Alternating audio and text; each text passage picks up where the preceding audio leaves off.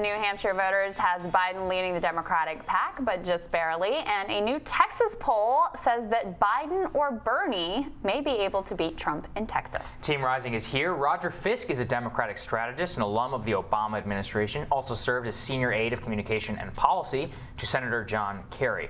Marissa Martinez is a Republican strategist. She previously served as political director for Governor Charlie Baker's re-election campaign. Welcome to you both. Great to see you guys. Got a very interesting New Hampshire poll that shows Joe Biden in the lead with 21%, Bernie Sanders at 17, Elizabeth Warren at 14, rounding out the top three there. Should mention the margin of error there is 4.4%, which basically is a semi-statistical tie between Joe Biden and Bernie Sanders. Elizabeth Warren slightly behind. What do you think, Roger?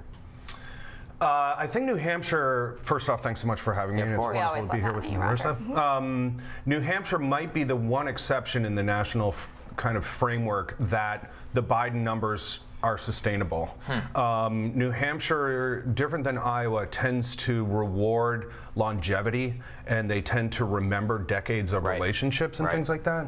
And it also tends to veer a little bit more institutionalist than Iowa. Iowa sees. Didn't they vote for Bernie Sanders last time? New Hampshire? Yeah, that's right. So that's the second interesting thing about that is it's going to be very interesting to see how the two neighbors leverage their capabilities up there. I would much rather be in Senator Warren's shoes because for the most part, most of the New Hampshire votes are between Nashua to the center, up to Concord and over to Portsmouth. So Senator Warren can very easily push people right over the border and do the door knocking. And I say this as someone who grew up working for John Kerry. The Sanders folks, have access to Lebanon and Keene and things like that, but it's paltry compared to the numbers down by the seacoast. So it'll be very interesting to see organizationally how they take advantage of this, but it's encouraging for Biden. What do you think? I mean, it's interesting. We have two Massachusetts-based people here. Absolutely. So, what do you think based upon that? I think it's very interesting analysis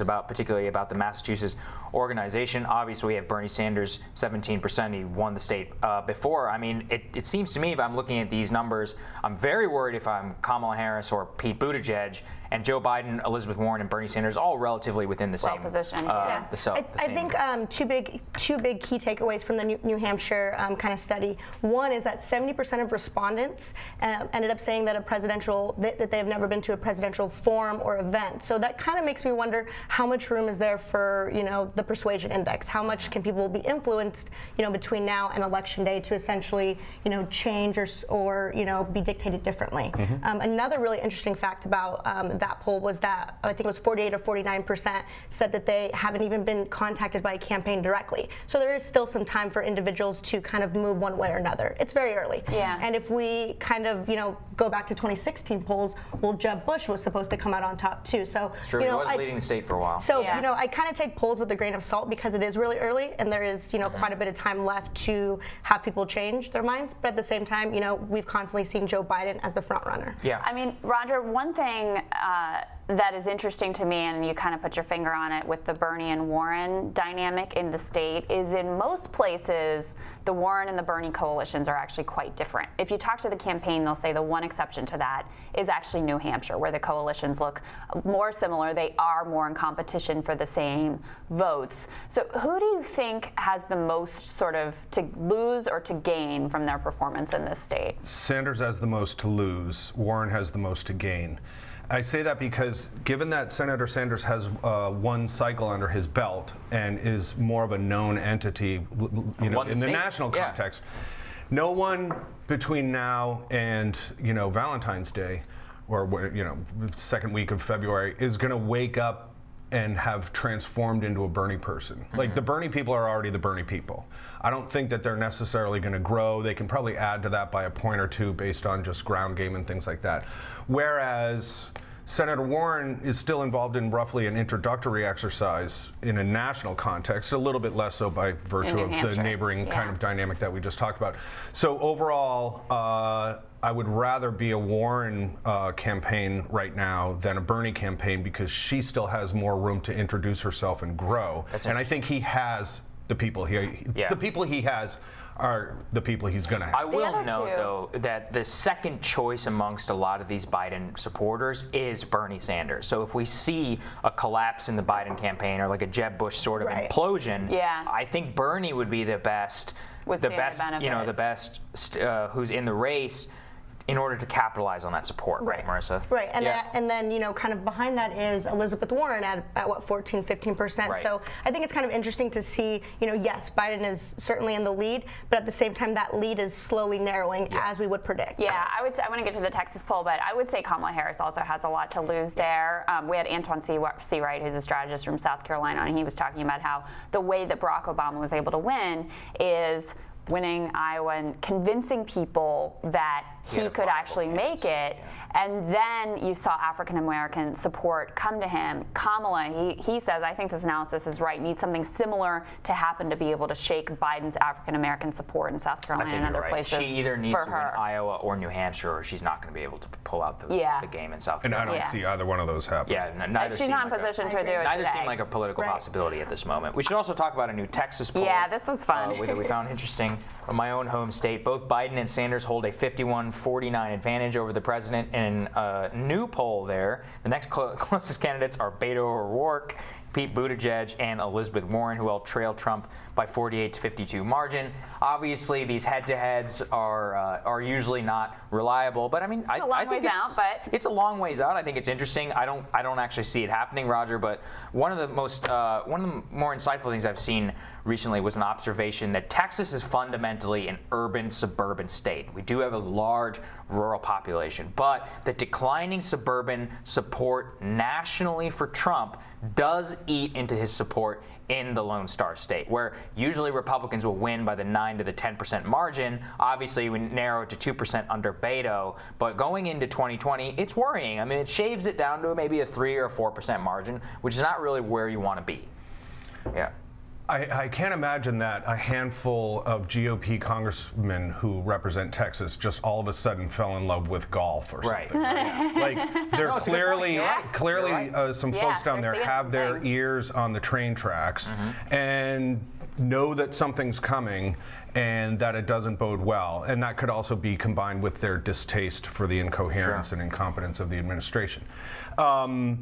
The last time I was here, we chatted about Senator Harris's challenges within her home state. If I were Beto, I'd be very interested to see, frankly, another poll in another 6 to 8 days, because I think Beto's done more national press in the last 72 hours than probably Yes. all Yeah. combined before. Right. Yeah, he so has. whether or not that would impact that, but to be third in your own state at this point that's a bad is sign. just within the realm of viable, but that's concerning for Beto. Right. I don't know. Yeah, Yeah, I so mean, do you remember, Ted Cruz proved his viability as a did. candidate in 2016 when he won Texas Texas, definitively. yes. Marco Rubio had to drop out when he lost his home state. So this is basically make or break for Yeah, Beto. but I Yeah. fully agree. I think it would be very worrisome, for Beto. I think in that particular article that we're referencing, his campaign, referenced a July poll that had Beto up by 10 points and essentially as the #1 contender against President Trump. So,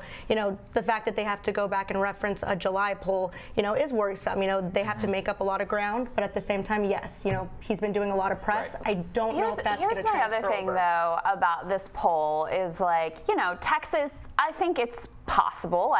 This is always the dream for Democrats, because once you win Texas, electorally, if you have Texas, California, and New York, things become very hard for Republicans, right? So there's always this dream in play. Yeah. Here you have this poll. Yes, it's early, et cetera, et cetera.